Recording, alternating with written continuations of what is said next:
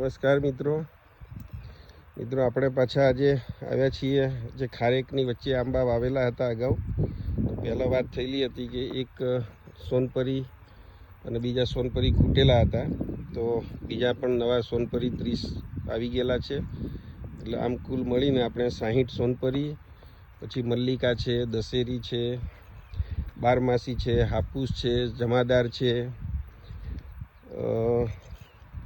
બીજા 5-6 નામ છે, હું યાદ નથી અત્યારે આવતા એકદમ મને, પણ કયા છે એ કયા આપણે દરેક જગ્યાએ સ્ટીકર મારેલા છે. તો આ લગભગ 8-10 પ્રકારના બીજા આંબા પણ આપણે લગાવેલા છે. અહીંયા ખારેકની વચ્ચે જ તેનું વાવેતર કરેલું છે. તો એ આંબા પણ સેટ થઈ ગયેલા છે, લગભગ અઠવાડિયા પહેલાં લગાવેલા હતા, એટલે નવેસરથી કદાચ ફૂટ પણ આવતી હશે. પહેલી વખતનો અનુભવ છે. સાથે સાથે આપણે સ્ટાર ફ્રૂટ પણ વાવેલા છે, ખારેકની વચ્ચે વાવેલા છે, 2 ખારેકના છોડની વચ્ચે. કારણ કે સ્ટાર ફ્રૂટ એ કટિંગ કમરખ એને ગુજરાતીમાં કહીએ છીએ, અને એ કટિંગ બેઝ છે, એટલે ખારેકને નડે નહીં, અને ત્યાં સુધી એમાંથી પણ સરસ મજાનું એ ફ્રૂટ થતું હોય છે. નાના બાળકોને પણ બહુ મજા આવે, અને એકદમ ખાટું પણ આવે છે, અને એક મીઠી જાત પણ આવે છે. તો આપણે બંને લગાવેલા છે. લગભગ 7 છોડ છે. આ કમરખ સ્વીટ છે, મીઠાશવાળું હશે. મેં નથી જોયેલું ખટાશનું, તો અગાઉ મેં વાવેલા હતા જ્યારે 1-2 છોડ, તો એમાંથી બહુ સરસ હોય છે, તો એ તો જોયેલું છે.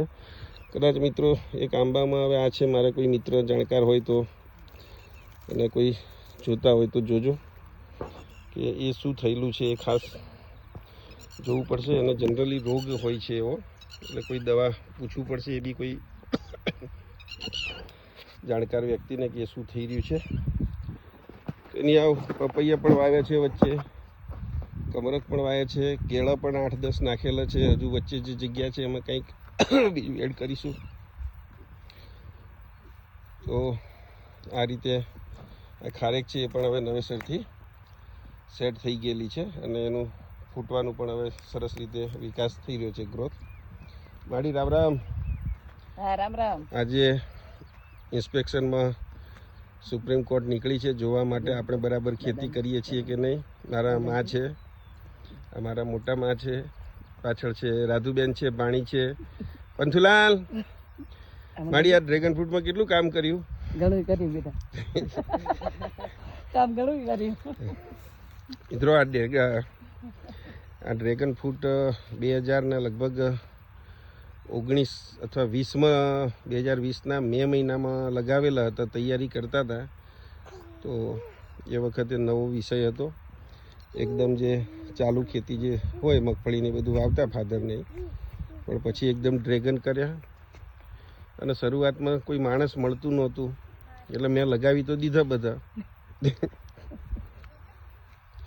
પણ પછી એના પીલા કાપવા.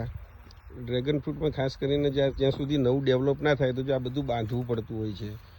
આ બધું નાના છોડ થાય ત્યાંથી પોલમાંથી લગાયા હોય 4 છોડ, તો એ બધું બાંધવાનું, પછી એમાંથી જુદા જુદા પીલા નીકળતા હોય. હા, એ પીલાને પણ કટિંગ કરવું પડે.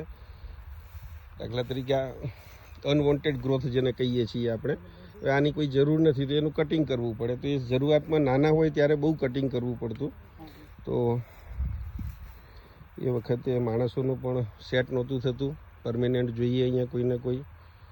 તો એ વખતે, અને જાણકાર જોઈએ પાછું, ગમે તેને આપી પણ ના દેવાય. તો એ વખતે શરૂઆતમાં હું હતો નહીં, તો એમને બહુ મહેનત કરી.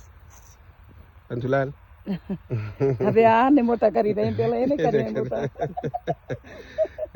એટલે મોટા કર્યા. તો ખેતી અઘરું કામ હોય છે. ડેવલપ થયા પહેલાંનું જે પરિશ્રમ હોય એ બહુ જ હોય છે.